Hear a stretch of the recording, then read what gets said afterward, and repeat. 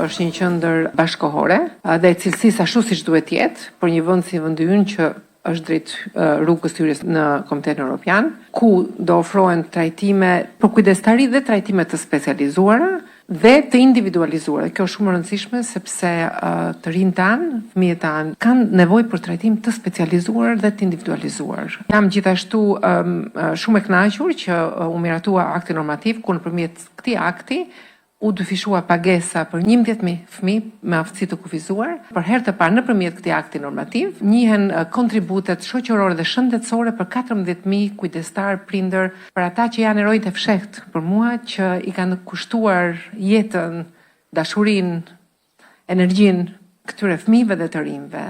Dhe kjo është pak në fakt, por është fillimi i diçkaje. Duam të replikojmë praktika më të mira, në mënyrë që të kemi më shumë qendra të tilla, ku ofrojmë këtë lloj shërbimesh që janë të domosdoshme jetike në një shoqëri moderne, në një shoqëri të hapur, në një shoqëri do të ecë përpara. Dhe unë dua të falenderoj të gjithë partnerët tanë që na kanë ndjekur gjatë gjithë kohës.